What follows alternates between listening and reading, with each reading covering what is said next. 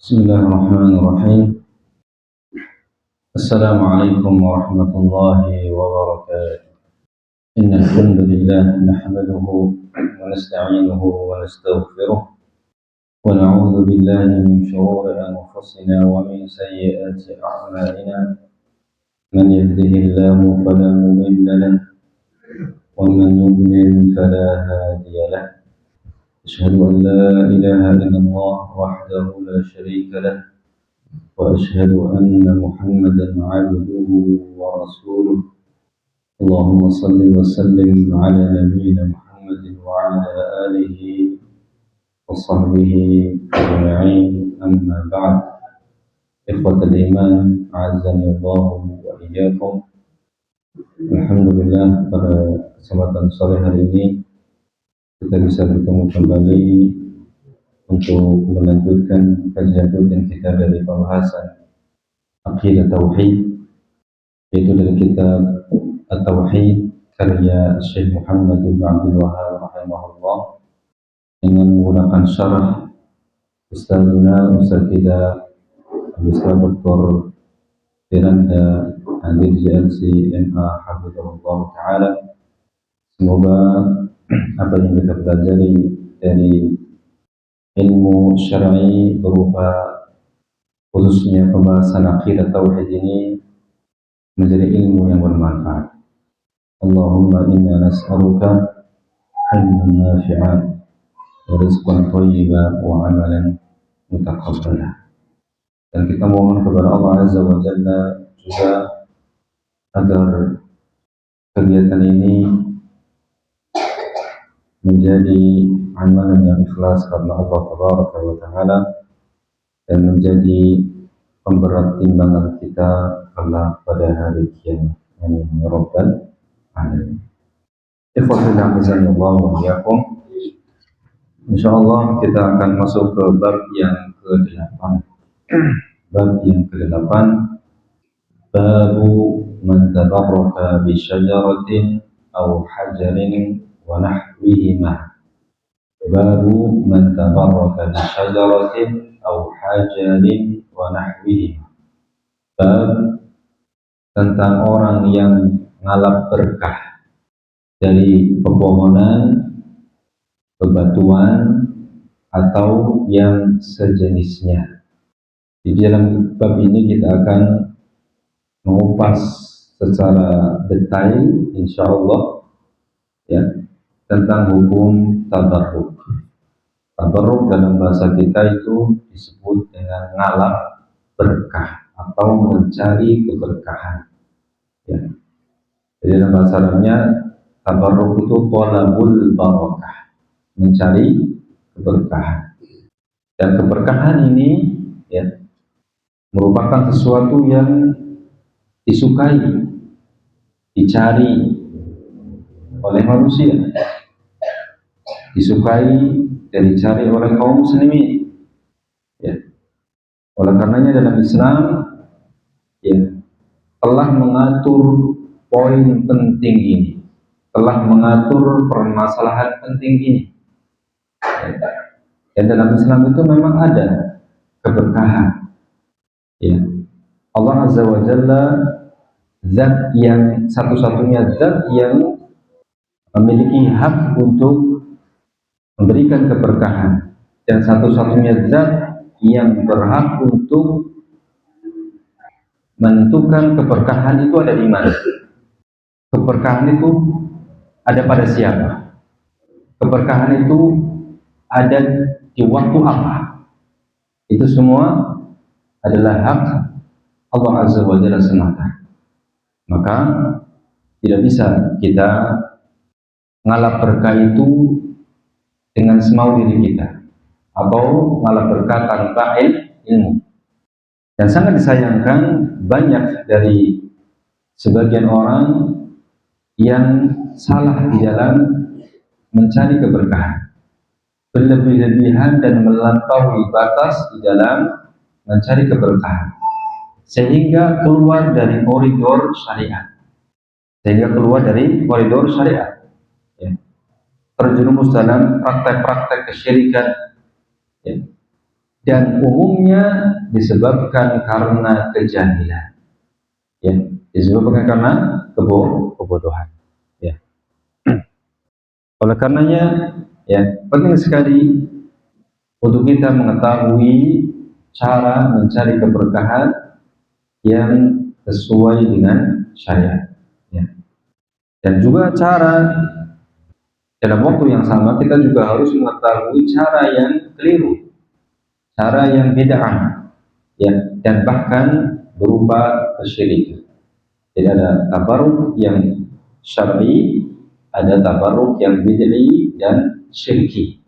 Ya. Secara garis besar terbagi menjadi dua: tabarruk yang syar'i, tabarruk yang sesuai dengan aturan syariat, dan tabarruk yang bid'i dan syirki. Ya, bid'i atau syirki, ya, bid'ah dan bahkan ada yang berupa kesyirikan. Ya. Dikatakan bid'ah karena tidak dicontohkan oleh generasi salaf Rasulullah Shallallahu Alaihi Wasallam dan para sahabatnya. Dikatakan syirki karena terjerumus dalam praktek-praktek kesyirikan. Ikhwatal iman azani Allah wa iyyakum.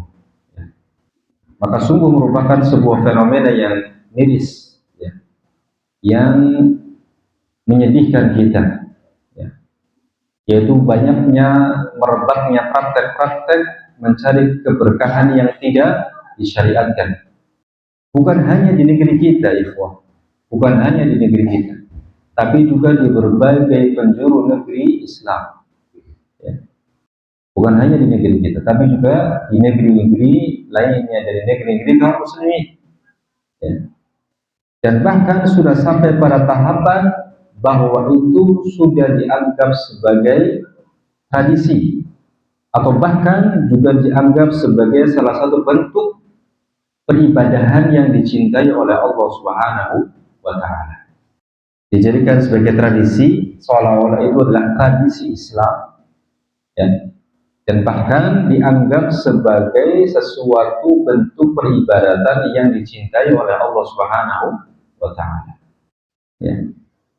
Dan lebih ironisnya lagi, kemudian menuduh orang-orang yang tidak mempraktekkan ini dengan bukan ahlu sunnah, ya, bukan ahlu sunnah, atau bukan orang yang mengikuti sunnah.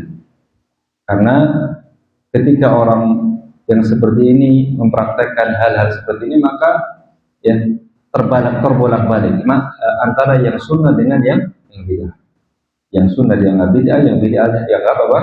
Sunnah, ya. Kita lihat fenomena, ya, ratusan kuburan, ya, ratusan kuburan di negeri kita ini dari berbagai penjuru negeri dijadikan sebagai tempat untuk ngalap berkah, sebagai destinasi atau tujuan ngalap berkah.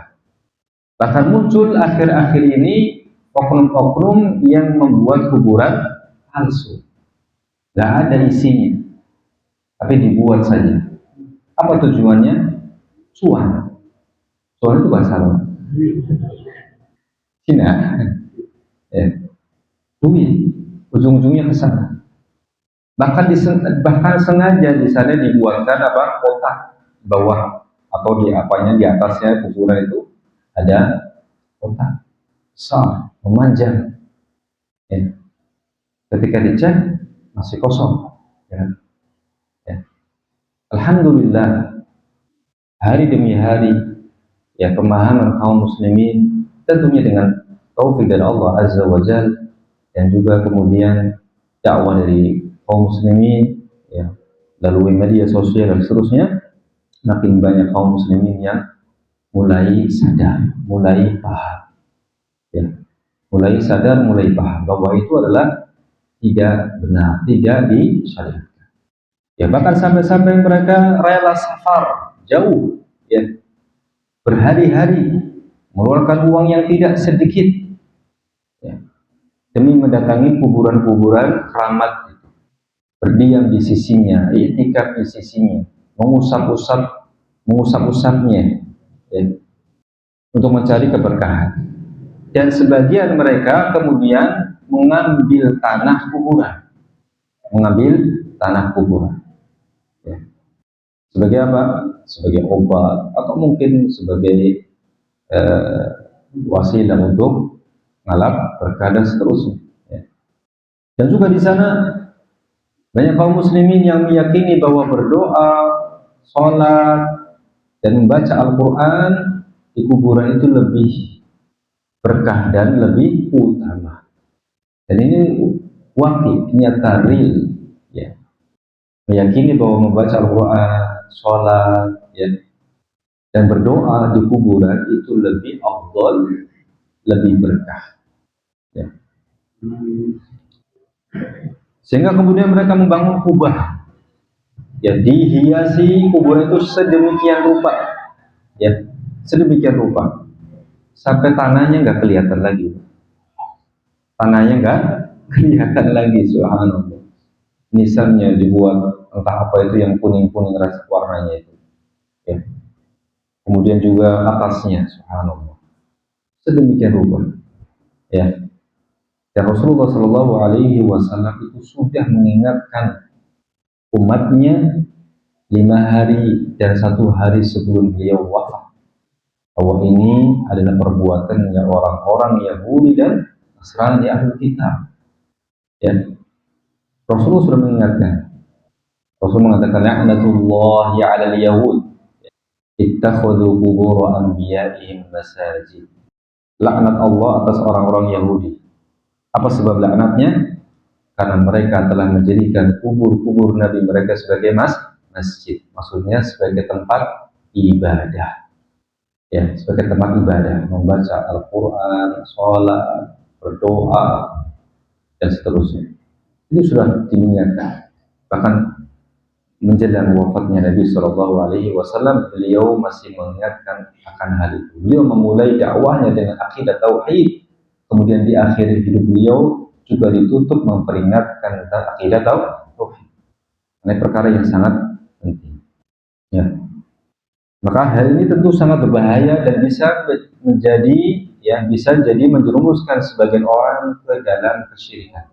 Bisa jadi menjerumuskan sebagian orang ke dalam kesyirikan, ya.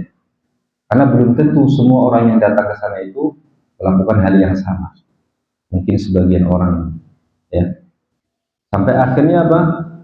Ya, permintaan dan doa mereka bukan lagi tertuju kepada Allah. Mungkin awalnya mungkin masih lurus, tapi syaitan tidak akan berhenti. Syaitan tidak akan berhenti untuk terus menggoda, ya.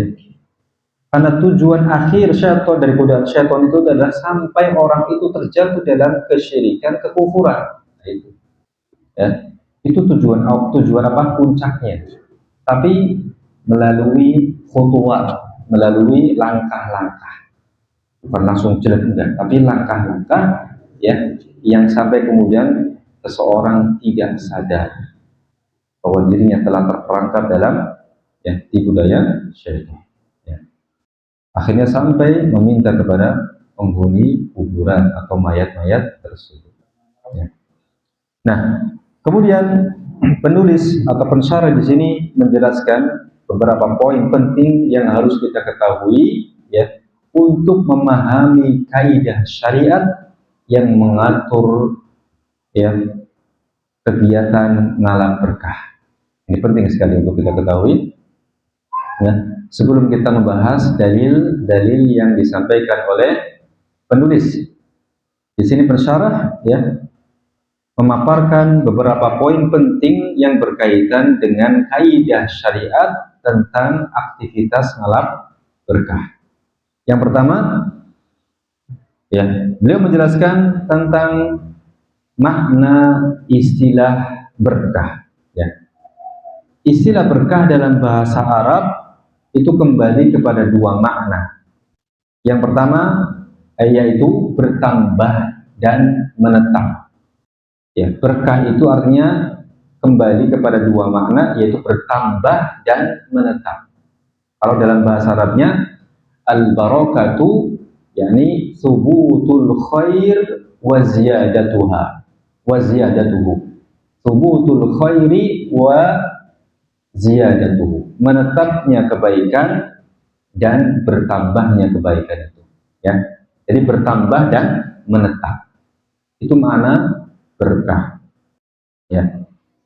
Misalnya dalam ucapan barakal ba'ir, baraka ya beruku, barakal ba'iru, ya. Unta itu menderum. Menderum itu artinya menetap di sebuah tempat. Jadi begini, ya, menderum, barakal ba'ir, menetap, ya, di sebuah tempat, ya. Kemudian danau atau kolam disebut dalam bahasa Arab dengan birkah. Kolam atau danau dalam bahasa Arab juga disebut dengan birkah, al-birkah. Kenapa? Karena airnya menetap di tempat tersebut, sumur birkah yang bulat itu. Kenapa? Karena airnya menetap di situ, ya. Jadi bisa dikatakan bahwa makna keberkahan adalah kelanggengan serta tambahan demi tambahan atas suatu kebaikan. Siapa yang nggak mau, coba? Ya, setiap kita ingin apa? Keberkahan. Ya. Jadi kelanggengan serta tambahan demi tambahan atas suatu kebaikan. Itu makna keberkahan. Ya. Ini poin yang pertama, definisi tentang berkah, ya, secara bahasa dan istilah. Yang kedua, poin penting yang kedua adalah bahwa kebaikan atau keberkahan itu seluruhnya ada di tangan Allah Subhanahu wa ta'ala. Seluruhnya ada di tangan Allah Subhanahu wa ta'ala. Ya. Dalilnya Allah Azza wa Jalla berfirman, biyadikal khair innaka ala kulli syai'in qadir. Ya. Di tangan engkaulah segala kebaikan. Sesungguhnya engkau maha kuasa atas segala sesuatu.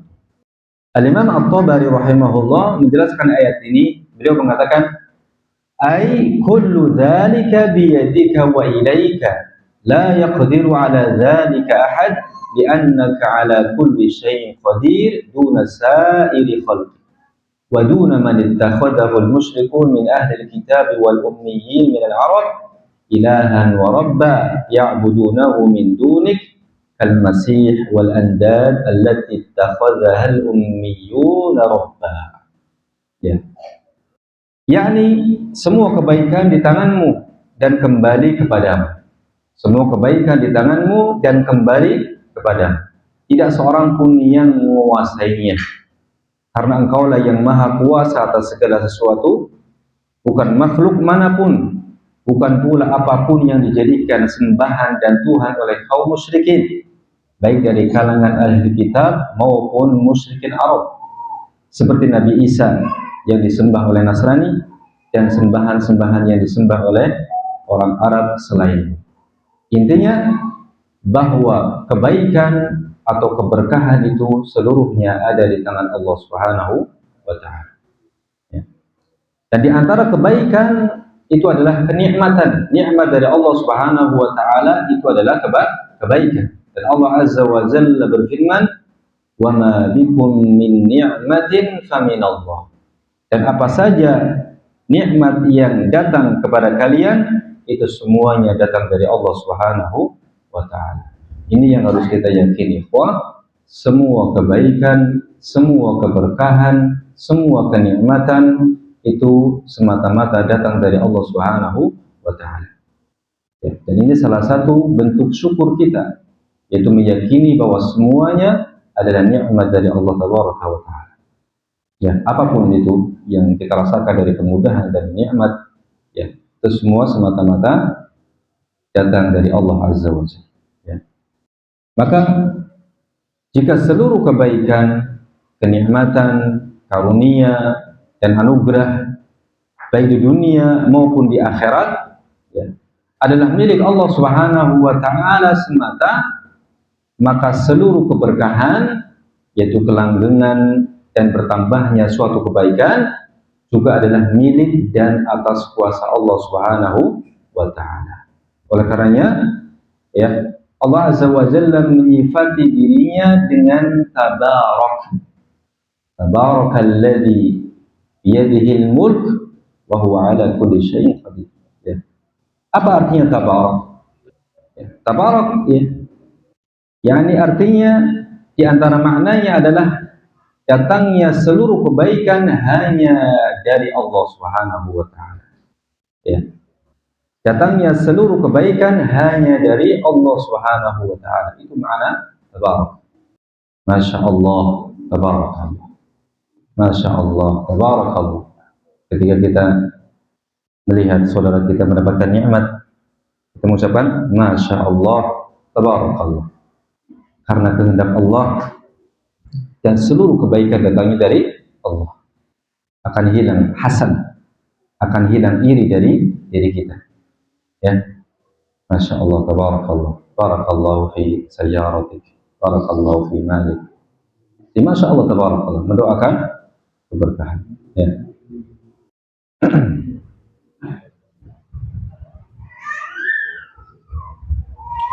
Baik. Kemudian poin yang ketiga, Allah Subhanahu wa taala memberikan keberkahan pada sebagian makhluknya yang Dia pilih. Nah, tadi kita yakini bahwa ya seluruh keberkahan, kebaikan, anugerah, nikmat semuanya ada di tangan Allah.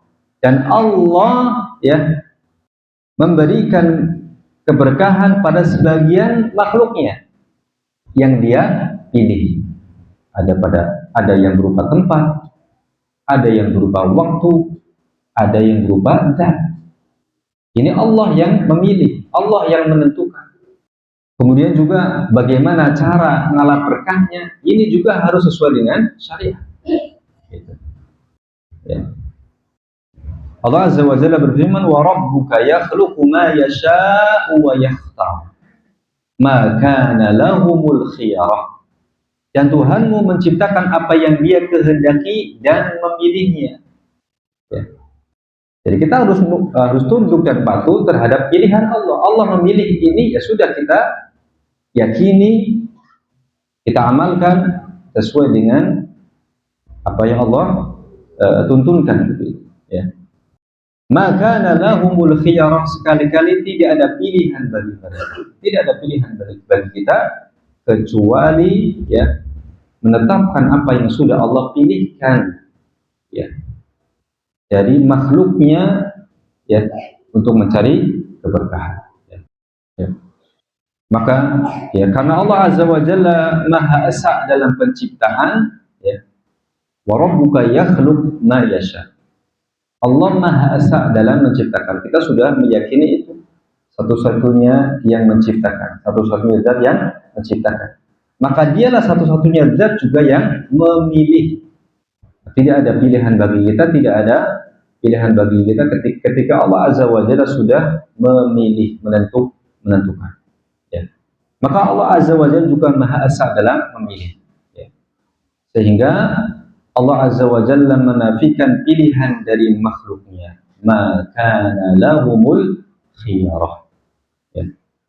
Hanya Allah Azza wa Jalla yang lebih tahu tentang makhluknya dan siapa saja di antara makhluknya yang pantas dipilih olehnya.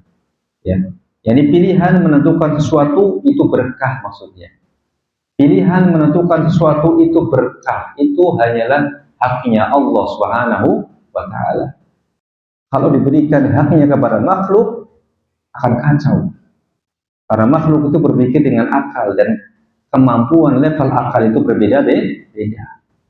Ya. Dan ini bukan hanya dalam masalah tabaruk saja, malah berkah saja, tapi juga dalam syariat yang lain. Ya. Maka makhluk-makhluk yang telah dipilih oleh Allah Subhanahu wa taala untuk diberkahi, baik itu zat, ya, tempat ataupun waktu, berarti dia memiliki sifat-sifat khusus yang Allah Azza wa Jalla berikan kepadanya dan tidak terdapat pada makhluk-makhluk yang lainnya.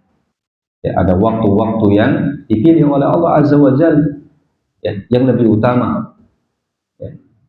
Di antaranya saat ini kita sedang berada di bulan haram, Dzulqa'dah. Ini salah satu bulan yang diberkahi oleh Allah Subhanahu wa taala, di mana ibadah di dalamnya akan dilipat gandakan pahalanya, sebagaimana dosa yang dilakukan di dalamnya juga akan dilipat gandakan. Ya. Kita sering berada di bulan yang diberkahi oleh Allah. Ya. Dan itu haknya Allah Subhanahu wa taala. Baik. Allah Subhanahu wa taala memberikan keberkahan kepada para nabi. Allah Azza wa Jalla memberikan keberkahan kepada para nabi. Allah Azza wa Jalla berfirman, "Wa basyarnahu bi Ishaqa nabiyyan minas salihin wa barakna 'alaihi wa 'ala Ishaq wa min dzurriyyatihima muhsinun wa zalimun li nafsihi mubin." Ya. Dan kami beri dia kabar gembira dengan kelahiran Ishaq, seorang nabi yang termasuk orang-orang yang saleh. Kami limpahkan keberkahan atasnya dan atas Ishaq. Wa barakna alaihi wa ala Ishaq. Ya. Allah memberikan keberkahan kepada para nabi.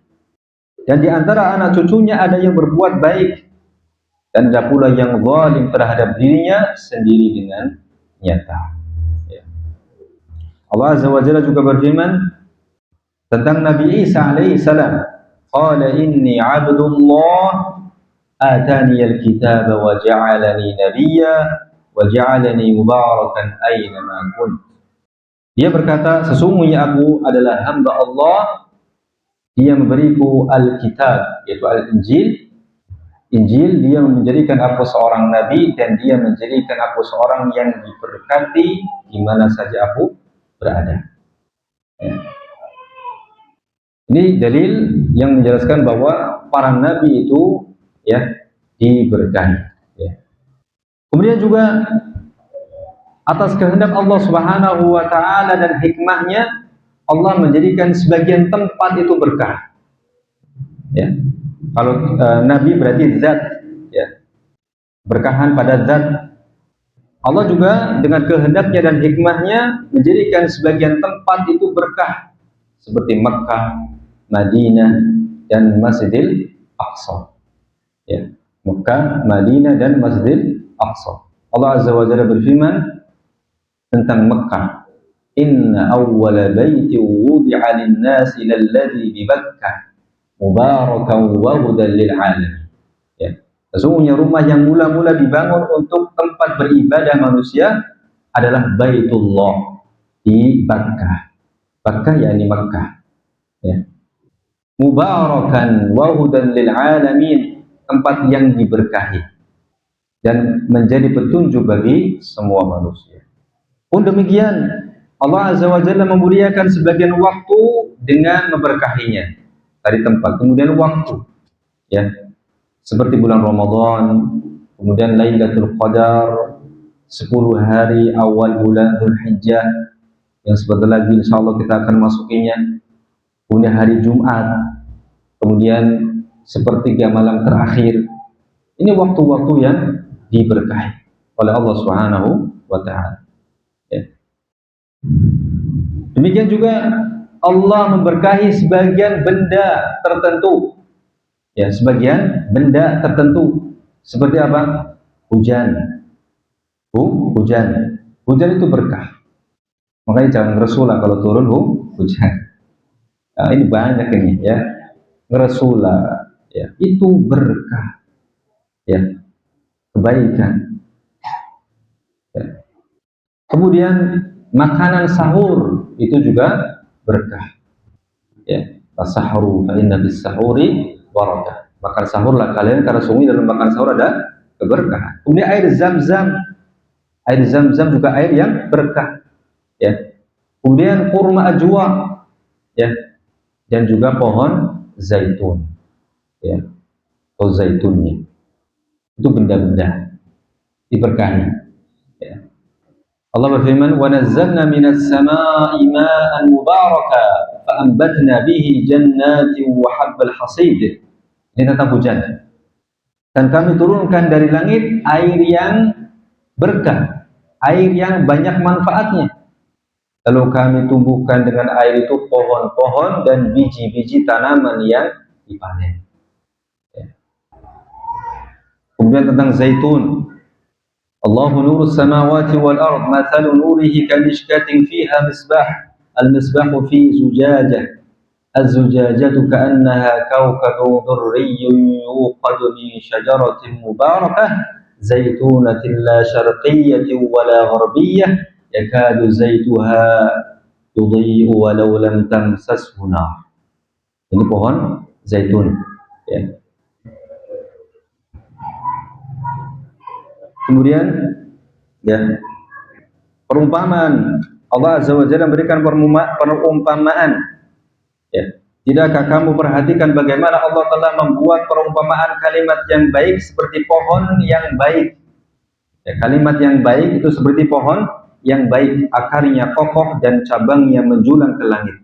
Pohon itu memberikan buahnya pada setiap musim dengan izin Tuhannya. Allah membuat perubahan-perubahan itu untuk manusia supaya mereka selalu ingat. Nah, pohon yang baik yang dijadikan perumpamaan oleh Allah pada ayat ini adalah pohon kurma. Pohon kurma, pohon yang baik, ya. Pohon yang seluruhnya bermanfaat, ya, bermanfaat. Buahnya, batangnya, daunnya, akarnya, semuanya bermanfaat. Itu pohon yang baik. Akarnya kokoh, menancap. Ya. Bisa. Saya di belakang rumah bapak saya itu ada dua pohon kurma. Satunya betina, satunya jantan. Ya, 11 tahun penantian, pohon yang kedua ternyata betina. Alhamdulillah. Itu kokohnya luar biasa. Ya. Kokohnya luar biasa. Pohon kurma. Ya. Besar kokoh, ya. Mungkin lebih kokoh daripada pohon kelapa, ya. Rasulullah mengatakan inna minasyajari lama barakatuhu ka barakatil muslim iyan nakhlah. Sesungguhnya ada sebuah pohon yang keberkahannya seperti keberkahan seorang muslim, yaitu pohon kurma, ya. Kurma termasuk buah yang diberkahi, ya. Beliau juga bersabda tentang kurma ajwa, ya. Man tasabbaha kulla yawmin sab'a tamaratin ajwa lam yadurruhu fi dhalika al-yawm summun wala sihrun. Ya, barang siapa yang di pagi hari sebelum makan yang lain, ya, di pagi hari memakan 7 butir kurma ajwa, maka pada hari itu tidak akan ada racun dan sihir yang dapat mencelakakannya, memudaratkannya. Kurma ajwa, ya. Tapi sebaiknya pilih kurma ajwa yang Madinah, ya. Kurma ajwa yang Madinah ini yang paling mahal, ya. Kurma ajwa, karena kurma ajwa banyak jenisnya, ya. Beliau juga bersabda tentang sahur, tasahharu fa inna fis sahuri barakah. Rasulullah bersabda tentang air Zam-Zam, innaha mubarakah innaha ta'amu tu'min. Sesungguhnya air Zam-Zam itu adalah air yang berkah dan sesungguhnya ia itu mengenyangkan. Sehingga makan juga mengenyangkan air Zam-Zam. Ya. Ada kisahnya kalau tidak salah, ya. Ulama entah di zaman apa saya lupa, ya, tinggal di sekitar Ka'bah, ya, hanya minum air Zam-Zam saja. Hanya minum air Zam-Zam saja. Dan juga kisah nyata orang yang divonis dengan penyakit kanker yang sudah ganas, ya, kemudian dia pergi umroh, ya, ke sana, kemudian terus minum air Zam-Zam. Pulang ke negerinya ternyata sudah apa? Sembuh. Bismillah. Ya. Keberkahan air Zam-Zam. Ya. Kalau ingin jelas keasliannya, ya, keasliannya minta dari orang yang umroh atau haji, ya. Karena orang Indonesia itu sangat kreatif, ya. Apa saja yang bisa mendatangkan duit, ya, dioplos semua, ya, dipalsukan. Sampai BBM juga dipalsukan, ya, dioplos dan seterusnya. La haula wala quwwata illa billah. Ya. Kemudian poin yang keempat yang disampaikan oleh pensyarah kitab, bahwa keberkahan ini bisa terbagi menjadi dua, atau bisa kita bagi menjadi dua. Pertama, keberkahan agama, atau ukhrawi, dan yang kedua keberkahan duniawi. Ya, keberkahan ukhrawi agama dan keberkahan duniawi. Bahkan ada juga keberkahan yang mencakup duniawi dan agama sekaligus. Nah, jadi ada ya yang mencakup meliput ya keberkahan agama dan dunia sekaligus. Seperti apa? Seperti Al-Qur'an. Al-Qur'an itu membawa kebaikan dunia dan akhirat. Dan juga ketaatan kepada Nabi Muhammad SAW itu juga keberkahan dunia dan akhirat. Ya.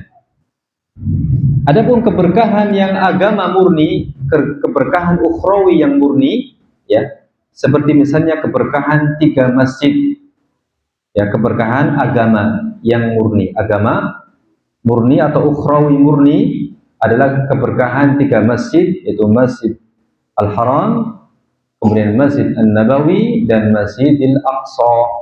Maka ini keberkahannya adalah keberkahan ukhrawi murni. Keberkahan ukhrawi murni. Ya. Kemudian keberkahan duniawi murni. Contohnya seperti buah zaitun, susu, ya, hujan, ya, tumbuh-tumbuhan, kambing dan lainnya. Ini keberkahan duniawi. Ya. Kambing itu hewan yang paling disukai Rasulullah, Pak. Ya. Paling disukai Rasulullah Shallallahu Alaihi Wasallam.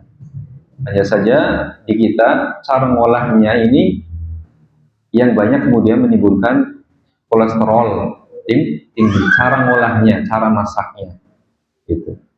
Sebetulnya kalau dagingnya, insya Allah daging yang berkah, daging yang diberkahi. Kemudian keberkahan duniawi, ya. Keberkahan duniawi murni jika tidak digunakan untuk menjalankan ketaatan kepada Allah, yakni untuk bermaksiat kepada Allah, maka pada hakikatnya bukanlah keberkahan dan anugerah, akan tapi malapetaka bahkan bencana. Jadi keberkahan duniawi tetapi tidak digunakan untuk ya ketaatan kepada Allah Subhanahu wa taala, ya. Maka itu bukanlah keberkahan dan anugerah, tapi itu adalah bencana atau malapetaka. Kemudian poin yang kelima, keberkahan juga bisa dibagi menjadi 2 pembagian dari sisi yang lain, ya. Ada keberkahan secara zat dan ada keberkahan secara maknawi. Ada yang secara zat, ada yang secara maknawi. Keberkahan secara zat seperti keberkahan kurma, zaitun, air zam-zam, dan juga keberkahan jasad para nabi. Ini keberkahan zat. Jadi tadi air zam-zam, ya, kurma, zaitun, air hujan, itu keberkahan secara zat. Zatnya diberkahi. Dan juga jasad para nabi, tubuhnya para nabi. Termasuk juga apa yang dipakai oleh nabi, ya, apa yang melekat pada nabi dan apa yang dipakai bekas dipakai oleh nabi, maka itu keberkahan secara zat, ya, keberkahan secara zat. Maka bagaimana cara mendapatkan keberkahan ini? Maka keberkahan secara zat ini diraih dengan cara mengusapnya, memakainya, memakannya, atau meminumnya, gitu, ya. Air zam-zam berarti diminum, zaitun diminum, atau mungkin dioleskan, ya. Air liur nabi misalnya, ya, juga berkah, ya. Keringatnya, rambutnya, ya, bekas pakaiannya berarti dipakai, gitu, ya. Tongkatnya, ya. Adapun keberkahan maknawi seperti contohnya keberkahan tanah suci Mekah dan Madinah serta Masjidil Aqsa. Ini keberkahan maknawi, ya. Keberkahan maknawi. Bagaimana cara mendapatkan keberkahannya? Maka keberkahannya itu didapatkan bukan dengan mengambil pasir atau tanahnya, ya, akan tapi dengan memperbanyak ibadah di tempat tersebut. Nah, ya. Jadi keliru kalau misalnya seorang umroh ya ke Mekah pulang-pulang bawa apa? Pasir. Nah, itu bukan cara ngalap berkah yang sifatnya maknawi, ya. Keberkahan yang maknawi, cara meraih keberkahannya yaitu dengan memperbanyak ibadah di sana, ya. Maka betapa banyak orang Yahudi dan juga orang-orang munafik yang tinggal di Madinah, mereka tidak mendapatkan keberkahan karena mereka tidak beribadah kepada Allah Azza wa Jalla, ya. Jadi orang yang tinggal di Mekah ataupun di Madinah, ya, tinggal di maksudnya di tanah suci Mekah dan Madinah, sekedar tinggal saja, tapi kemudian tidak memperbanyak ibadah di sana, ya, memperbanyak ibadah di Masjidil Haram atau di Masjid Nabawi, ya, maka dia tidak mendapatkan keberkahannya, tidak mendapatkan keberkahannya, ya. Ya, termasuk orang-orang Yahudi dan kaum munafikin, ya, sebagaimana dikatakan al-ardul muqaddasah la tuqaddisu sukanaha. Tanah yang suci itu tidak serta-merta mensucikan penghuninya, ya. Tanah yang suci tidak mensucikan penghuninya, ya, gitu, ya. Apakah di sana di Makkah dan Madinah ada orang munafik? Ada. Ada kan dalilnya nanti di akhir zaman, ya, kaum munafikin akan keluar dari dua kota suci, akan keluar menjadi pengikut siapa? Dajjal. Akan keluar. Oh, berarti sekarang ada. Apakah mereka mendapatkan keberkahan? Tidak. Tidak mendapatkan keberkahan, ya, dua kota suci. Jadi cara meraih keberkahan yaitu dengan memperbanyak ibadah di sana. Jadi kalau kita diberikan kesempatan menjadi tamu Allah baik haji ataupun umrah, amin, ya, amin ya rabbal alamin, maka perbanyak ibadah di sana, ya. Maka itulah cara meraih keberkahannya. Demikian halnya dengan Ka'bah, ya, sama juga dengan Ka'bah, ya. Keberkahannya itu bukan pada batunya. Sebagian orang musab-musab dinding Ka'bah untuk apa? Alam berkah. Ini salah, ya. Karena keberkahan Ka'bah itu adalah dengan memperbanyak ibadah di sana, ya. Bahkan sampai Umar radhiyallahu anhu, Umar bin Khattab berkata kepada Hajar Aswad, ya, yang merupakan batu termulia di dunia. Setelah beliau mencium Hajar Aswad, beliau mengatakan, inni a'lamu annaka hajar la tadur wa la tanfa walaula anni ra'aitu Rasulullah sallallahu alaihi wasallam yuqabbiluk ma qabbaltu. Sesungguhnya aku benar-benar tahu bahwasanya kamu hanya sebuah batu yang tidak memberikan madarat, tidak pula manfaat. Kalau bukan karena aku melihat Rasulullah sallallahu alaihi wasallam menciummu, maka aku tidak akan menciummu, ya. Jadi kenapa dicium Hajar Aswad? Karena ittiba kepada Nabi sallallahu alaihi wasallam, bukan karena Hajar Aswad bisa mendatangkan manfaat atau madarat. Ini kalau seandainya Umar bin Khattab radhiyallahu anhu melihat manusia memperlakukan batu selain Hajar Aswad sedemikian rupa, pasti akan diingkari dengan pengingkaran yang, ya. Ini batu Hajar Aswad, batu termulia, ya. Tapi tetap keyakinan seperti itu, hanya sebuah batu yang tidak bisa memberikan manfaat, tidak pula madarat, ya. Bahkan dahulu orang-orang musyrik, ya, telah mengganti batu-batu Ka'bah ketika renov, kan? Ketika renov diganti batu-batunya, ya. Yang lama, yang sudah usang diganti dengan yang baru. Tapi apakah kemudian keberkahannya hilang karena batunya diganti? Tidak, karena keberkahannya bukan pada dindingnya, bukan pada batunya, ya. Keberkahannya yaitu dengan memperbanyak ibadah di sana. Ya. Jadi keberkahan pada Hajar Aswad dapat diraih dengan apa? Menciumnya. Ya. Menciumnya sebagai bentuk ittiba kepada Rasulullah Sallallahu Alaihi Wasallam. Ini untuk Hajar Aswad, khusus Hajar Aswad, bukan dinding-dinding Ka'bah atau tiang-tiang masjid yang ada di sana, tidak. Itu khusus untuk apa? Hajar Aswad, untuk meraih keberkahannya yaitu dengan menciumnya jika mampu. Ya, karena menciumnya nggak mudah juga. Ya, berdesak-desakan, berebut. Ya, maka kita bisa memberikan isyarat. Ya. Isyarat ini juga ittiba, ya, kepada Rasulullah Shallallahu Alaihi Wasallam. Jadi salah apa yang diyakini oleh sebagian orang bahwa siapa yang telah mencium Hajar Aswad seakan-akan keberkahan batu itu mengalir kepadanya. Enggak, ya, enggak mengalir. Keberkahannya hanya dengan menciumnya saja, sudah. Setelah itu selesai. Tidak lantas kemudian mengalir terus keberkahannya setelah mencium Hajar Aswad. Pun demikian juga keberkahan yang berkaitan dengan waktu, ya.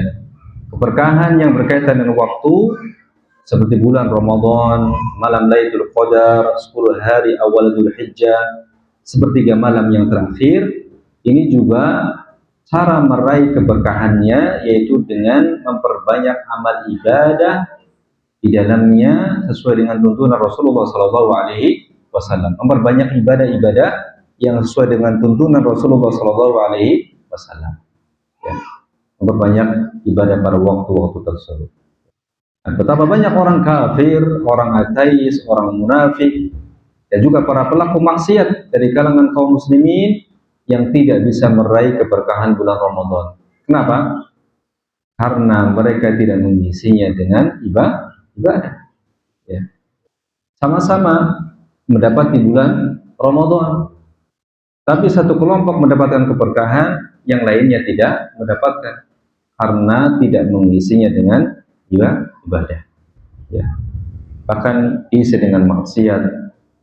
Dan juga betapa banyak orang-orang yang menghidupkan malam Lailatul Qadar, akan tapi bukan menghidupkannya dengan ibadah. Ya. Begadang, ya, nonton TV, ya, dan semacamnya, sama-sama menghidupkan, hidup tidak tidur, tapi satunya beribadah, tilawatul Quran, sholat, ya, berdoa, yang satunya, ya, di klub malam misalnya, ya. Makanya di klub malam ini yang maksiat ini tidak mendapatkan keberkahan, ya. Nah, kemudian poin yang keenam, ya, di antara keberkahan secara zat adalah keberkahan jasad Rasulullah Sallallahu Alaihi Wasallam. Di antara bentuk keberkahan secara zat adalah keberkahan jasadnya Nabi kita yang mulia Muhammad Sallallahu Alaihi Wasallam. Terdapat banyak sekali dalil yang menunjukkan bahwa tubuh Rasulullah penuh dengan keberkahan. Ya, mulai dari rambut, air liur, jasad, bahkan apa yang pernah dipakai oleh beliau seperti baju, selendang, ya, dan tongkat beliau. Ya. Namun yang perlu digarisbawahi di sini adalah bahwa hal ini tidak boleh dikiaskan kepada orang-orang saleh. Artinya keberkahan secara zat, ya, di tengah-tengah umat ini, ya, hanya untuk Rasulullah Shallallahu Alaihi Wasallam. Seluruh bagian tubuh Nabi itu, ya, mengandung keberkahan, dan ini tidak bisa atau tidak boleh dikiaskan kepada orang-orang soleh. Ya. Beberapa alasan di sini disebutkan, ya, di antaranya para sahabat tidak pernah saling meminta keberkahan di antara mereka, tidak saling bertabaruk secara zat di antara mereka, para sahabat. Ya, karena mereka paham betul bahwa ini semata haknya Rasulullah SAW, atau semata, ya, yang diberikan oleh Allah Subhanahu wa taala kepada Nabi Muhammad sallallahu alaihi wasallam. Ya. Ya, Allah pilih, ya, para nabi, ya, itu zat mereka itu berkah. Ya. Kemudian tidak ada seorang sahabat pun yang dicari keberkahannya oleh para tabi'in. Ya, setelah generasi para sahabat ada generasi tabi'in. Tidak ada seorang pun sahabat yang dicari keberkahannya oleh para tabi'in. Yani keberkahan secara zat maksudnya. Tidak ada. Ya. Padahal di kalangan para sahabat ada 4 khalifah. Ada Abu Bakar, Umar, Utsman dan Ali. Ada para sahabat yang mengikuti perang Badar. Ada para sahabat yang baiat Nabi Muhammad di bawah pohon dan golongan-golongan sahabat mulia lainnya. Kemudian juga karena meskipun dikenal dengan pengagungan dan pemuliaan yang tinggi terhadap para sahabat, akan tapi para tabi'in sama sekali tidak pernah kalah berkah dari seorang sahabat pun. Para tabi'in sangat memuliakan para sahabat, ya. Tapi mereka tidak pernah kalah berkah, ya, dari para sahabat dengan zatnya atau secara zatnya, ya. Maka jika para sahabat yang dijamin masuk surga tidak bisa dikiaskan dengan Nabi Muhammad SAW, lantas bagaimana lagi dengan orang-orang saleh di zaman sekarang yang sama sekali tidak ada jaminan akan kesudahannya di akhirat kelak. Para sahabat sudah jelas jaminan di surga, ya. Adapun orang saleh di zaman ini belum ada jaminan, ya. Selama orang itu masih hidup, itu belum ada jaminan. Ya, seorang muslim, seorang yang saleh, dia masih hidup, belum ada jaminan sampai dia wafat di atas Islam, sampai dia wafat di atas tauhid. Kalau para sahabat sudah jelas, ada nasnya, ya.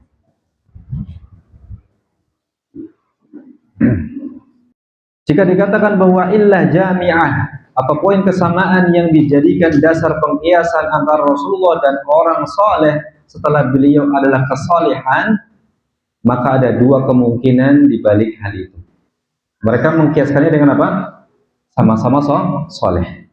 Maka ada 2 kemungkinan di balik itu. Yang pertama, jika yang dimaksud adalah level kesalehan, maka pengkiasan ini adalah kesalahan fatal. Kenapa? Karena tidak seorang pun yang level kesolehannya bisa disamakan dengan kesolehan Nabi Muhammad SAW. Ya, tidak ada seorang pun yang level kesolehannya sama dengan Nabi, hatta para sahabat. Ya, hatta para sahabat. Ini jika yang dimaksud adalah levelnya, level kesolehannya. Yang kedua, jika yang dimaksud adalah asal wujud kesolehan, maka jika demikian berarti setiap muslim mempunyai asal wujud kesolehan. Ya tidak? Setiap muslim. Setiap muslim itu mempunyai asal wujud kesolehan. Maka konsekuensinya apa? Konsekuensinya adalah menyatakan bahwa setiap muslim boleh diambil keberkahannya secara dah. Ya, karena muslim itu mempunyai asal wujud kesolehan. Ya. Kalau orang kafir enggak. Ya. Kalau muslim dia memiliki asal wujud kesolehan. Dan ini juga merupakan kesalahan yang fatal. Jadi dua-duanya tidak bisa diterima. Ya. Kemudian juga ya bahwa membolehkan mengambil berkah dari orang saleh akan membuka pintu-pintu yang bisa mengantarkan kepada pengkultusan ekstrim. Dan itu sudah kita lihat di zaman ini. Dipukul-pukul, tepuk-tepuknya gini-gini aja gitu. Bahkan ada yang pakai sendal itu, dipukul-pukul pakai apa? Sendal. Ya. Orangnya dicium bolak-balik, subhanallah. Ya. Sambil nyanyi-nyanyi, sambil ketawa-tawa.